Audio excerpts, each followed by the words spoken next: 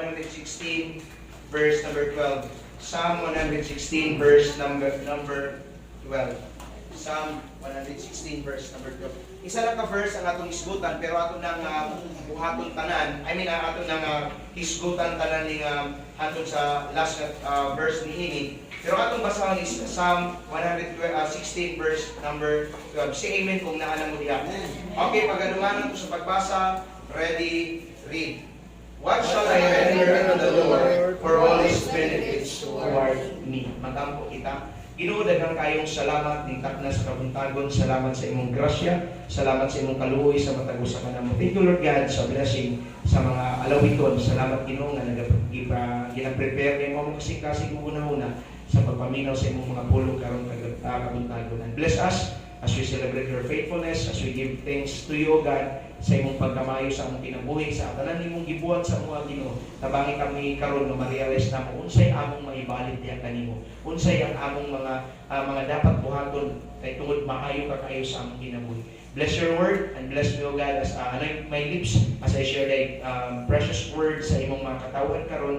Fill me with thy Holy Spirit, empower me, O God, as I proclaim thy word so that ang iyong mga pulong na free course sa matagusan namin kasing-kasing karon Ginoo. Panalangin ang pagpadayon sa pangalan ni Jesus. Amen o amen. Manglingkod ang tanan. Once again, sa itong mga bisita o sa mga anak sa Ginoo, karong buntaga, welcome sa atong Sunday. We are celebrating God's faithfulness sa atong kinabuhi. We are praising God and thank God for His faithfulness or grace sa atong kinabuhi karon. Now sa atong text nga gibasa, what shall I render unto the Lord for all His benefits toward me? The title of God's message this morning is A Grateful Heart. No, ang mapasalamaton nga kasing-kasing. Now ato man hisgutan diri no ang context ani nga basahon nato karon or kani nga psalm is all about thanksgiving. It's all about a psalmist, no, the psalmist praising God and thanking the Lord in spite sa situation nga iyang nabatunan sa iyang kinabuhi, no. So makita nato sa atong gibasa kanina, what shall I render unto the Lord for all His benefits toward me? Kung siya maibalik, mausukli diha sa Ginoo sa tanan niya nga makaayo, okay? Sa tanan niya nga gipanghatag, sa tanan niya nga gipaboran sa atong kinabuhi. And I believe, no, sa imong kinabuhi Kristohanon or sa atong kinabuhi, daghan din kaayo gibuhat ang Ginoo. Daghay mga pabor, daghay mga answered prayers ang Ginoo sa atong kinabuhi. And what shall I render unto the Lord for all His benefits toward me? Most of the Psalms express praises and thanksgiving to our God. Kung basahon ninyo na mga Psalms, ay mga pasalamat, ay mga halos kadamuan yun is pagpasalamat, paghatag o pagdayeg diya sa Ginoo. Psalm 106 verse number 1, Psalm 106 verse number 1, sa imong sa pulong sa Ginoo, praise ye to the Lord, o give thanks unto the Lord, for He is good, for His mercy endureth forever. In Psalm 107 verse number 1, o give thanks unto the Lord, for He is good, for His mercy endureth forever. Psalm 118 verse number 1, ingon ang pulong sa Ginoo, o give thanks unto the Lord, for He is good, for His mercy endureth forever. In Psalm 136, ingon ang pulong diri sa Ginoo, verses 1 to 3. In Psalm 136 verses 1 to 3, okay? Ingon ang pulong diri sa Ginoo, give thanks unto the Lord, for He is good, for His mercy endureth forever. O give thanks unto the Lord, for the God of gods, for His mercy endureth forever. O give thanks unto the Lord of lords, for His mercy endureth forever. So makita nato no, expresses thanksgiving, expresses praises to God, kanina book of Psalms, and the verses that we've just read a while ago, no, kanina Psalm, okay, express another thankfulness to God. Pagpasalamat diha sa Ginoo. Kanya itong gibasa ganina sa Psalm 116, another thankfulness na pud niya sa Ginoo about the psalmist's situation and how the Lord delivered him. Makita man nato na sa chapter number, Psalm 116 verse number 1 and 4. O siya ingon, I love the Lord because He had heard my voice and my supplication, because He had inclined my ear, or His ear unto me. Therefore will I call upon Him as long as I live. The sorrows of death compassed me, that the pains of hell got hold upon me. I found trouble and sorrow. Then called I upon the name of the Lord, O Lord, I beseech Thee, deliver me. So makita nato ini situation no sa kaninga iyang in spite nga unsa may nahitabo sa iyang kaugalingon no na siya sa na-experience siya og kanang mga pagsulay sa kinabuhi or mga situation sa iyang kinabuhi, but he continued to praise the Lord and he continued to depend on God no. 180 no verse number 5 kung sa iyong sa pulong sa Ginoo. Verse number 5, Psalm 118, verse number 5, I called upon the Lord in distress, and the Lord answered me and set me in the large places or place. So tawag lang kita sa Ginoo, no? Tawag lang kita sa Ginoo in times of distress, in times of problems, sa kinabuhing Kristohanon, call upon the name of the Lord, and He will deliver us. There are many things that we need to be grateful to our God. We can name some of the most important things, no? Especially our life, no? Masalamat ang gitagaan patag kinabuhi sa Ginoo. Masalamat ta karon nga gi-extend pa sa Ginoo atong kinabuhi. It is of God's mercies that we are not consumed because His compassion fail not. They are new every morning. Great is thy faithfulness. Ingana ang kadakilaan sa Ginoo. Lamentation chapter number 3 verses 22 to 23. Ang atong kinabuhi, we need to be grateful to our God, no? Hindi po lahat ngayon, hindi lahat nga nasa simbahan. Ang iba nasa ospital. Hindi din natin masasabi na hindi maayo ang Ginoo sa ilaha. But ang the fact nga naakadiri karon nga nagpadayag ang grasya sa Ginoo nga gitagaan patag pribilehiyo nga makapangalagad sa iya, so wala tay rason nga dili mapasalamat sa atong Ginoo. No, as we end this year, na lang tayo mga 2 ka semana to end this 2023, and we will be facing another challenges sa atong kinabuhi 2024. We don't know kung may tabo sa ato sa 2024, but we know God is always ahead of us. Nana dito ang Ginoo. Nana sa ang Ginoo sa atong 2024. And we need to seek His will sa atong kinabuhi, no? So muna, our life, we need to be grateful. Usa pa, our salvation. Okay? Our salvation nga gitagaan sa Ginoo pabor nga tungod nga bisag kita nga makasasala, no? Gitagaan sa Ginoo nga pabor nga kadantang tsansa nga makaadto sa gingharian sa Dios pinaagi kay Jesus Christ nga atong manluluwas. John chapter number 14 verse number 16 si Kristo kay Thomas, I am the way, the truth, and the life. No man cometh unto the Father except by Jesus Christ alone. Ang salvation is by grace through faith. Kung mananampalataya kay Kristo na yung tagapagligtas, we need to be thankful sa atong kaluwasan because it is a great privilege na ikaw ako nakaamgo or nakakaton o na-receive na po si Kristo nga atong maluluwas. Dili tanang tao. Ang tanang tao kailangan si Kristo maluluwas. Mga ganang isaulog sa kalibutan karon 20 ugma nga kain na tao na ang manunubo sa kalibutan. Yes, na-appreciate nila nga na Savior, pero dili tanang tao makadawat sa kaluwasan. Or di tanang tao nga dawaton nila si Kristo nga ilang manluluwas. But kasama natin sa view by the grace of God. So we need to be thankful sa atong kaluwasan, not only for our salvation but also our family.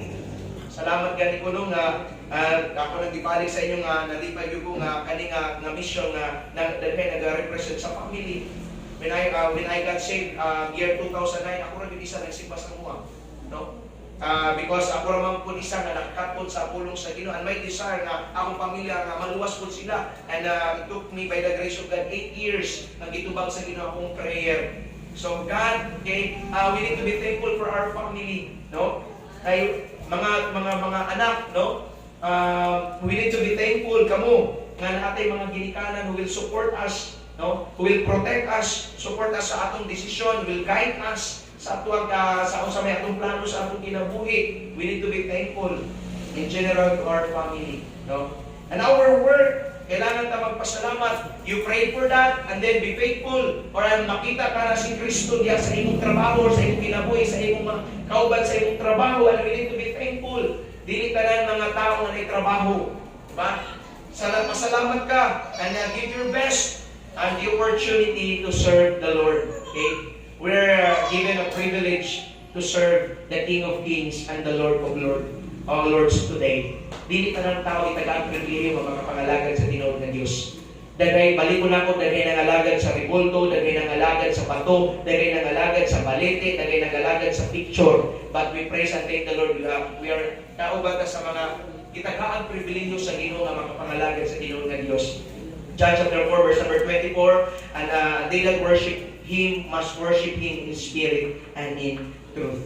So makita nato na tulo ka mga tulo ka isgutan nato karon ka kabuntagon, no? Okay? Paunsa nato makita or paunsa ang ipa-express sa usa ka psalmist ang iyang thankfulness to God.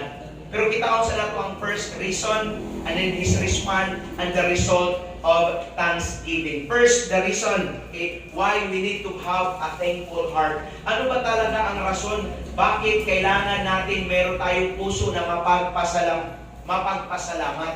What is the first reason? No? Based on his writings, he was in sorrow.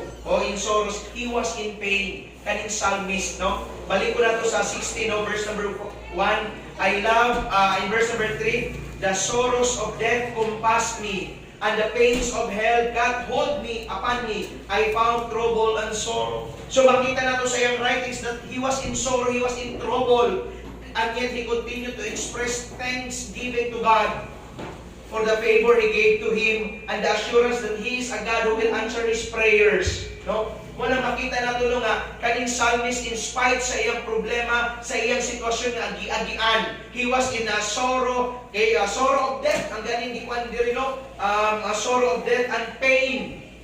He continued to express his thanksgiving to God, knowing that God will answer his prayers. So makita nato, no? Manang nakaingon siya sa verse number 1, I love the Lord because He hath heard my voice and my supplication, because He hath inclined His ear unto me. Therefore will I call upon Him as long as I live.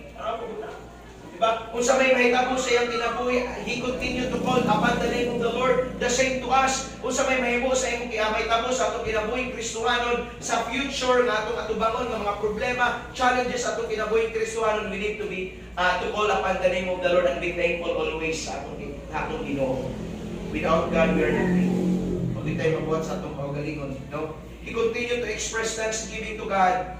The psalmist has a lot of reasons to give thanks to the Lord. Pero iya lang di-encapsulate ba or i-isa aning tulog ka mga butang atong isgutan under the reason. What is the reason? Nganong kinahanglan ta nga naay kasing-kasing nga mapasalamaton. First reason, in verse number 5, una nga praise. Number 5, gracious is the Lord. What is the reason? Unsa bay rason nganong kailangan ta nga naay kasing-kasing nga mapasalamaton? First, because the Lord is gracious. The Lord is gracious. Makita man nato sa atong kinabuhi karon, no? Mugay nang balik ko na ko ang verse ganin sa Lamentation chapter 3 verses 22 to 23 ngon dito. Okay? Ingon Ginoo, the mercies of the Lord, okay? The faithfulness of God sa atong kinabuhi is renewed every morning. Okay? Okay? Nga naman, because nasa compassion sa Ginoo. His compassion fail not. It is new every morning, great is thy faithfulness. The Lord is gracious. Muna gigamit, the Lord is gracious means that the Lord, Jehovah, the self-existing one, our Heavenly Father is gracious. Mao nang atong Ginoo, ang atong Amahan, gracious siya sa matag usa kanato. The psalmist seen the graciousness of the Lord in his situations. Kay or unsa man ang iyang sitwasyon, nakita gyapon sa writer ani nga psalm no nga gracious kayo ang Ginoo sa iyang kinabuhi. Diba? Gracious kayo mga I love the Lord because He had heard my voice and my supplication. In this situation, in his life, Psalm 86 verse number 15. Psalm 86 verse number 15. Ano po ang sabi ng salita ng Panginoon? Psalm 86 verse number 15. But thou, O Lord, art a God full of compassion and gracious, long-suffering, plenteous in mercy and truth. O nang atong Ginoo. Pakyes na every now and then. Makasala ta sa Ginoo every now and then. Mag-disobey ta sa Ginoo every now and then. But God is gracious. Diba? Ang iyang mapasensya sa Ginoo taas kayo. Long-suffering talaga na. Long-suffering and plenteous in mercy and truth. Pero dili tanan nato abusahan ang graciousness sa Ginoo. Diba? Basi nagkumpiyansa ra ka sa imong kinabuhi Kristohanon karon ng pakuya-kuya lang ka, wala dili ka seryoso sa imong kinabuhi Kristohanon. Basi nga na lang ang imong kay tungod na sabtan nimo nga gracious ang Ginoo. Remember, dili nato abusahan ang pagkamaayo sa atong Ginoo. Maayo gyud ang Ginoo dito. Maayo ang Ginoo sa atong kinabuhi. Psalm 111 verse number 4. Psalm 111 verse number 4. Ano sabi ng salita ng Panginoon? He hath made His wonderful works to be remembered. The Lord is gracious and full of compassion. Mauna ang atong Ginoo, tana din nato abusaran. Okay? Makita nato no? He is gracious and full of compassion. Grabe ka maluluyo ng atong Ginoo.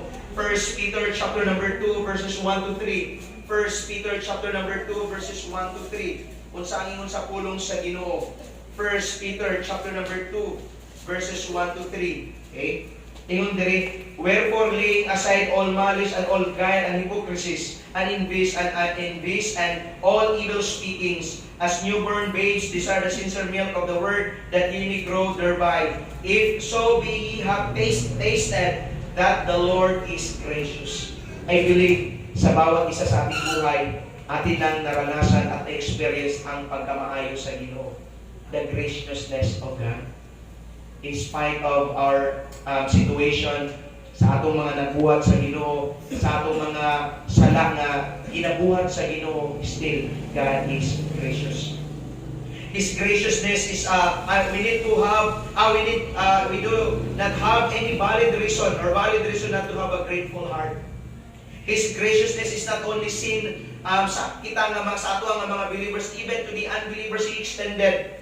Remember the account of the long suffering of the Lord is salvation to the unbelievers. Mao panibalik ang Ginoo because His long suffering to usward. The Lord is not slack concerning His promise, as men count His slackness, as some men count His slackness.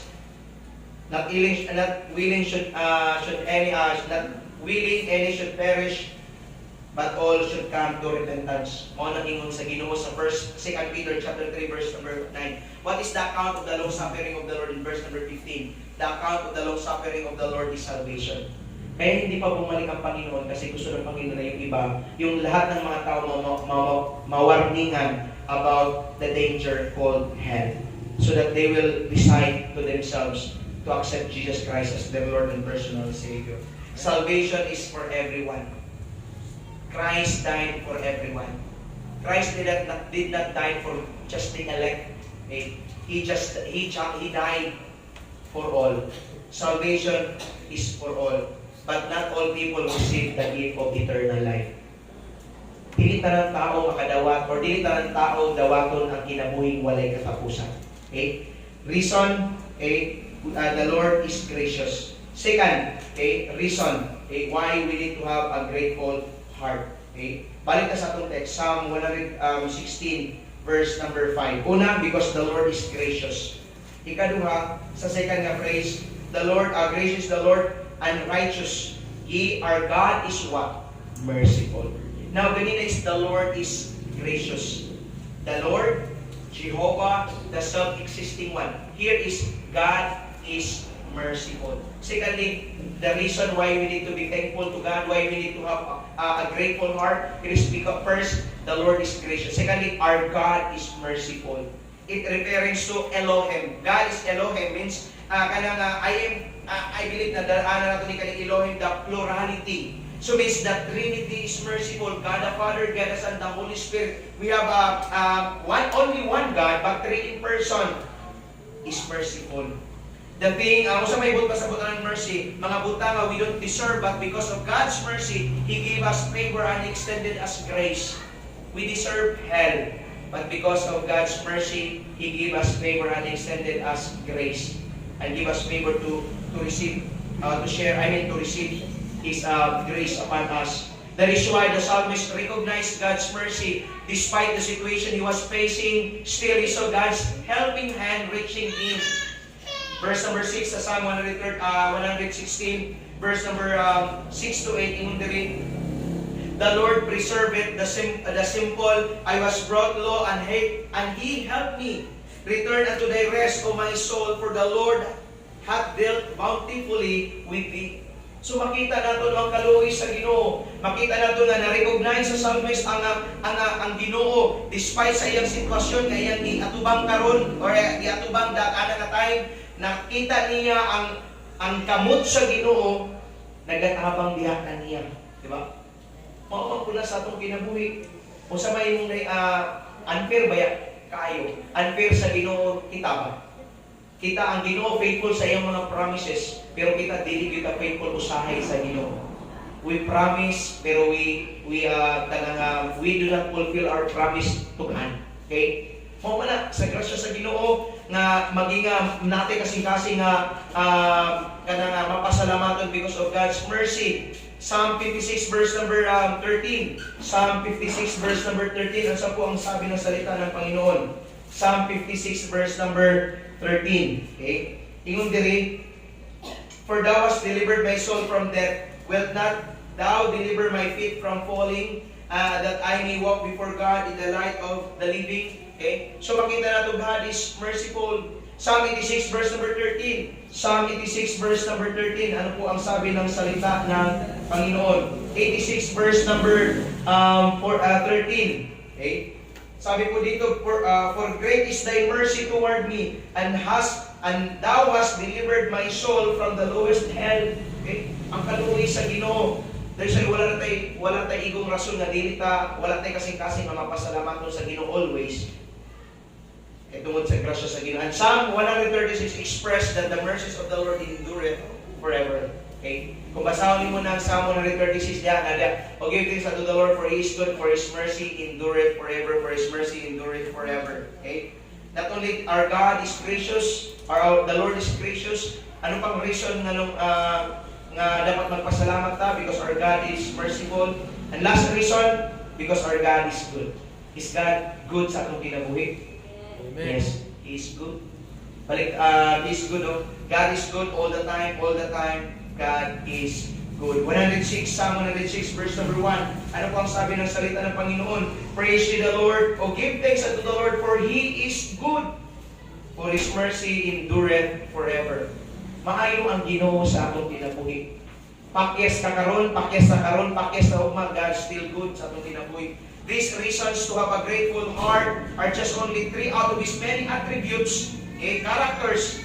And it is common, mga common sa atong kinabuhi. God is love, okay? God is merciful, God is gracious, our God is good, no?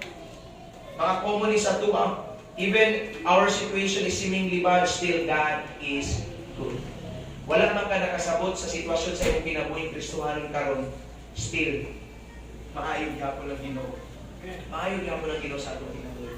Psalm 73 verse number 1. Psalm 73 verse number 1. Ano po ang sabi ng salita ng Panginoon?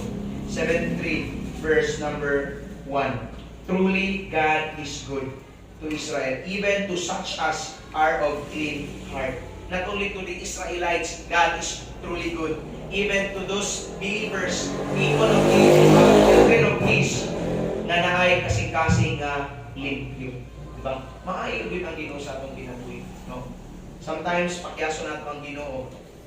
Pero rin natin magkaila that God is good sa atong kinabuhi ihapon. Knowing His goodness to us, we can truly depend on Him. Okay? Maayo ang Ginoo sa atong kinabuhi. O tinuod ko nato siya nga itong madipendihan sa atong kinabuhi Kristohanon. Psalm 143 verse number 10. Psalm 143 verse number 10. Anong sabi ng salita ng Panginoon? Okay? Verse number 10. Teach me to do thy will, for thou art my God. Thy spirit is good. Lead me into the land of uprightness. We can depend on God. Sabi nga sa center verse of the Bible, no? Sabi doon, it is Psalm 118 verse number 8, it is better to trust in the Lord than to put confidence in man. Okay? Yung napulong sa Ginoo sa Proverbs 3 verse number 5, trust in the Lord with all thine heart and lean not unto thy own understanding. Trust God. Okay? Saligi ang Ginoo, malipindahan na to siya. Now, this is the reason, or one three of many reasons na dapat na maging faithful diya sa Ginoo, dapat na maging magpasalamaton diya sa Ginoo. Now, knowing mao niyang mga pipila ka mga rason na dapat natin kasing-kasing ang mga pasalamaton, what is our response? Kung saan atong dapat buhaton? Secondly, our response. Now, here sa atong text na atong gibasa ganina, sa Psalm 116 verses 9 to 14, ingon ang pulong sa Ginoo, I will walk before the Lord in the land of the living. I believe, therefore have I spoken, I was greatly afflicted.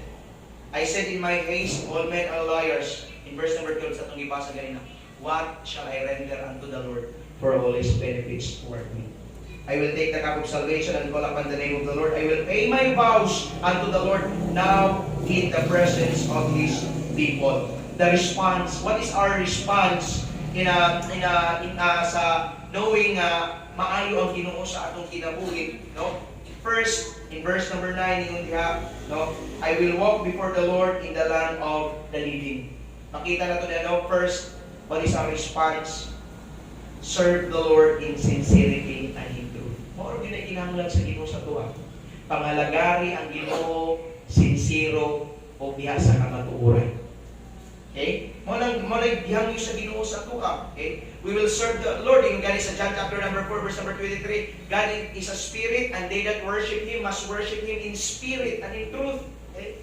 Ang desire sa Ginoo sa tuwa, knowing nga na daghay mga rason nga dapat magpasalamat na sa Ginoo. Unsa may ang atong ikabalos, unsa man ang atong i-response diha sa iya. Serve the Lord in sincerity and in truth. Okay? This has been the command of the Lord Jesus Christ even in the Old Testament, even until now. Serve Him in sincerity and in truth. Okay? Pangalagari ang Ginoo. Moro ginay atong isa sa mga atong maihatag or masukli makumbaga. Okay? Diya sa pagkamaayo sa Ginoo sa atong kinabuhi. Joshua chapter number 24 verses 14 to 15. Okay? Joshua chapter number 24 verses 14 to 15. Okay? Verses Joshua chapter number 24. Okay, tanawa ang pulong sa Ginoo. Verses 14 to 15. Now therefore fear the Lord and serve Him in sincerity and in truth. And put away the gods which your fathers have served on the other side of the flood, and in Egypt, and serve ye the Lord. And if it seem evil unto to you to serve the Lord, choose you this day whom you will serve. Okay? Whether we're on the other side of the flood, or the gods of the Amorites in whose land ye dwell, but as for me and my house, we will serve the Lord. Mao gini ang commandment sa Ginoo, even sa Old Testament hangtod karon, that we will serve the Lord in sincerity and in truth. Why? It is because there are a lot of people, even believers, they serve the Lord, quote unquote, but not with a sincere heart. Daghan mga niingon nga believers daw sila, anak sila sa Ginoo, nanalagad sila sa Ginoo, pero walay sincero nga kasing-kasing. What shall I render unto the Lord for all His benefits toward me? Kung sa atong maisukli ba, o sa atong maibalik na sa Ginoo sa iyang pagkamaayo sa atong kinabuhi, serve the Lord in a sincerity and in truth. No material things can pay how God has been good to us. Only our hearts that sincerely serve the Lord. Actually, it's not our payment. Okay? Di nato bayaran ng Ginoo kay wala gyud tay ikabayad sa Ginoo. It is our response to His goodness sa atong kinabuhi, to serve Him in sincerity and in truth. Nangalagad naman lang ta sa Ginoo, tinud na. Nangalagad naman lang ta sa Ginoo, diha na sa kamatuoran. Pila man ta katuig nga gilimbungan sa atong relihiyon, di ba? Nagdako ta sa atong relihiyon, batak na naliwanagan ta sa kamatuoran pinaagi sa pulong sa Ginoo, and we will continue to serve the Lord in sincerity and in truth. Balik ko na ako, walay material things nga makabayad sa pagkamaayo sa Ginoo sa ato ara yung sincero nga kasing-kasing sa pagpangalagad niya kaniya. In fact, dili na nato bayaran, kundi ato nang respond sa iyang pagkamaayo sa atong kinabuhi. Okay? We are so privileged that God favored us to serve Him. We have the freedom to do what pleases Him. Let us not waste our time in temporal things. Use it wisely. Let us, okay? Wake up, believers. Do not take your salvation for granted. Ayaw lang. Seek the will of God. Serve Him sincerely. Secondly, okay?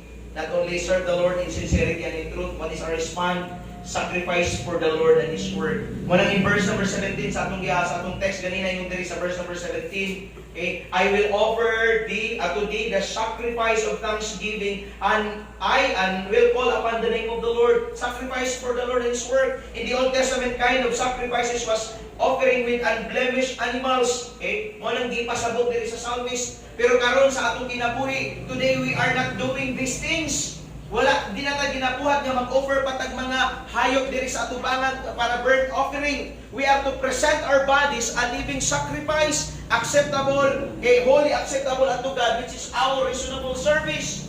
Okay? Muna na, because of the finished work of our Savior Jesus Christ, we are to present our bodies, our living sacrifice. And we need to sacrificially pay our vows. Diba? Verse number 18. I will pay my vows unto the Lord now in the presence of all His people. I don't know kung sa inyong i-commit diya sa Ginoo, kung sa inyong i-promise sa Ginoo, pero it is time for us para na atong i-fulfill ang atong vow. You commit to the Lord, you promise to the Lord that you will serve the Lord in sincerity and truth, then panahon na nga imong tuparon ang imong promise diya sa Ginoo. Nag-promise ka sa Ginoo, kay gitawag ka sa Ginoo, mag-enroll ka Bible School, nagitawag ka sa Ginoo sa kanang field, it is time for us na ma-remind na we need to fulfill our vow, our commitment diya sa Ginoo. And we need to be reminded that everything we are doing for the Lord is not enough compared to what He has done before and what He is doing right now and He will continue to do sa atong kinabuhi. Okay? Atong ginabuhat karon dili ra ni enough. He sacrificially gave His life for us. Ihatagad ang salvation, He rose from the grave and give us assurance, and He will return someday for our glorification. Diba? Dili na enough din atong ipangalaga, atong gibuhat karon sa Ginoo by the grace of God, no? Gamay ra ni kaysa gibuhat sa Ginoo sa ato. Mo kay kung mangalagad naman lang ta sa Ginoo, tinud-an na. Kung mangalagad man lang ta sa Ginoo, iseryosohan na, no? And lastly, what is our response? We need to serve the Lord in sincerity and in truth. We need to sacrifice for the Lord and His work, and we need to share the gospel. Huwag na dapat atong respond sa pagkamaayo sa atong kinabuhi. Gospel means good news. Okay? And also the gospel is the power of God unto salvation, assurance for eternity for those who believe, and hope of all men. Huwag na. Yung sa Apostle Pablo sa Romans chapter number 16, verse number 1, or 1, verse number 15 to 16, Romans 1, 15 to 16, I am debtor both to the Greek and to the barbarians. For in verse number 16, for I am not ashamed of the gospel of Jesus Christ, for it is the power of God unto salvation to everyone believeth, who will believe, to the Jew first and also to the Greek. It is the power of God unto salvation. God doesn't want us to keep in ourselves what we receive, ang ikaluwasan. Ang gusto sa Ginoo nga mahimtang channel of blessing to others so that they may know also that the way to heaven. Okay? We need to share the gospel of Jesus Christ. Let us continue doing soul winning for Christ. We are sharing the good news. Do not be ashamed. Okay? Do not be ashamed. Share the gospel. That is our response. And lastly, we don't have enough time.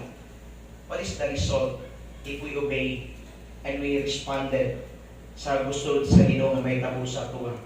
There is always result in responding to what God wants us to do. First, the glory of God will be revealed. Will be revealed, no? Makita nato sa Old Testament, no? Sa time ni Samuel, sa panahon ni Priest Eli, sa 1 Samuel chapter number 4 verse 21 to 22. Mo ni sa panahon nga namatay ang duha ka anak ni Eli, no? Si Hopni at Pinehas, no? So nakita nato diyan, no? And then the Ark of the Covenant was taken. Okay. Remember, the Ark of the Covenant in the Old Testament represents the presence of God, the glory of God.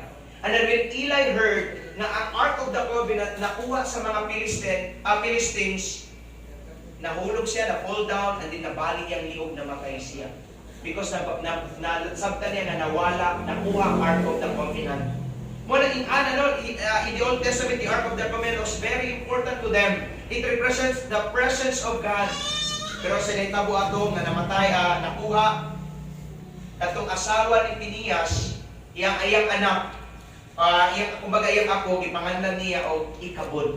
Means the glory of God was departed from Israel.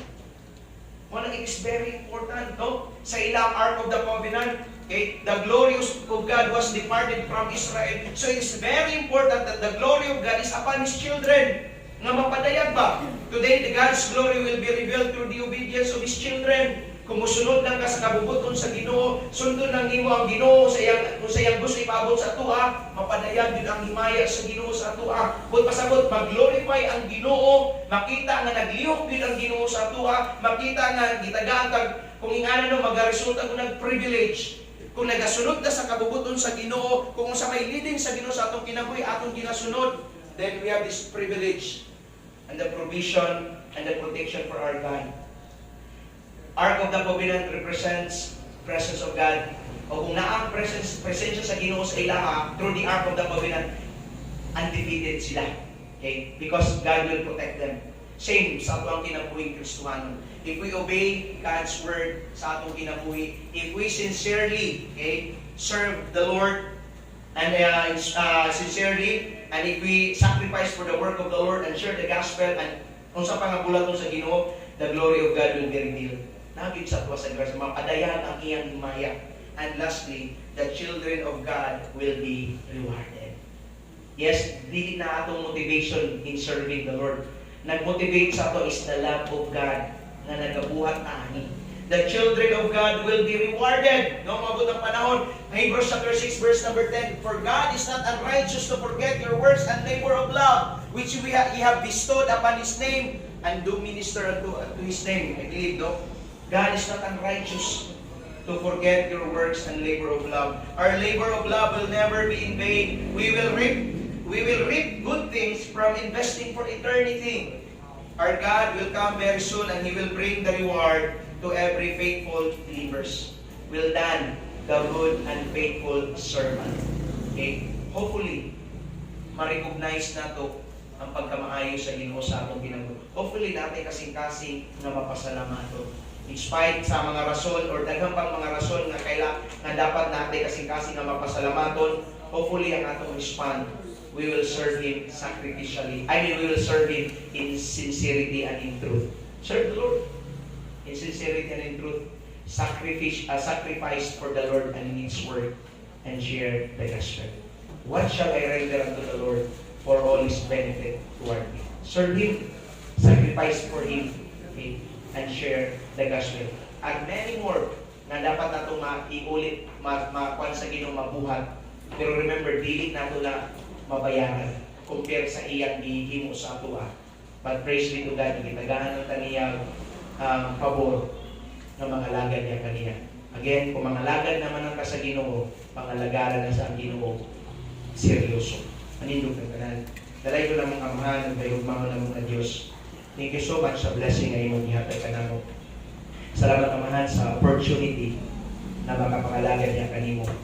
Lord, as I extend this simple invitation, bless your people. As the music silently play, ikaw ta na maghatag sa kasing-kasing na mo respond sa iyong mga pulong. In Jesus Christ, pabilin sa pagtindog, pabilin sa pagtubo sa iyong mga ulo. Para sa atong mga bisita karong kabuntagon, kung wala pa yung ka nakasigurado na umabot ang kamatayon sa imong kinabuhi, wa ka kasigurado asa padulong imong kalag.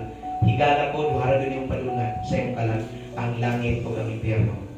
Ang impyerno para naman tana sa kay Satan o sa iyang mga anghel, pero tungkol sa kagahin kasing-kasing sa mga tao, ingon ang pulong sa Ginoo, they will be dying, or they will be going to hell when they die if they don't have Jesus Christ sa ilang kasing-kasing. Wala aksidente nga nung nakatero. Wala ka pa nakasigurado, inikuhamon sa inyo yung kinabuhi asa ka padulong. Maura ginibuhat na higala. Ang una sa iyong kaugalingon na ikaw makasasala. Pangayon pasaylo sa iyong sala. Saligi si Kristo siya gilansan sa cross na matay o gilubog. Abot o tulong kaadlaw na banaw siya. Ug dawata si Kristo, that greatest gift, si Jesus Christ. Dawata siya sa iyong kasing-kasing na mamahimo imong manluluwas. Pagdesisyon karon sa imong kasing-kasing, Lord, gusto na ako nga masabtan na ako nga ining kamatay na ako kaya mo sa imong ginarian. Dawata si Kristo na imong manluluwas. Pag-ampo sa imong bangko, dawata si Kristo karon. O pangayon pa sa iyo sa imong pagkasalang nagabuhat. Ato mga sa nagabuhat. O para sa mga kaanakan sa Ginoo karong kabuntagon. The message is very simple. A grateful heart. Kasing-kasing nga mapasalamaton. Daghay mga rason, tulura akong isgutan ganina, pero daghay mga rason nga dapat natay kasing-kasing nga mapasalamaton. Kung sa may atong maisukli, may balik. Ang atong maisukli sa Ginoo is not enough. compared sa iyang gibuhat sa tuwa. But hopefully, atong mag-respond na ba to serve the Lord in sincerity and truth. Ang alam na rin, Ginoo, ito sa iyang pagbalik. Gitagaan kag pribiliyo karon para mangalagad sa Ginoo, tinud-anan. Sacrifice for the Lord and His Word. Kanang imong isakripisyo para sa bulaton sa Ginoo, para sa Ginoo, dili na ikakong para sa sakripisyo sa Ginoo sa imong kinabuhi o sa atong kinabuhi. We deserve hell, but God gave us favor, extended us His grace. Kung na-receive na ito si Kristo na itong manluluwas. And share the gospel. Share the gospel. Let us invest things. Let us invest for eternity. Do soul winning. Share the gospel. I don't know how God talk to you. Pero please, respond to God's invitation. Kung nag-istorya mo ng Ginoo sa imo karon kasing paminaw. Let us praise and thank the Lord for His grace upon us.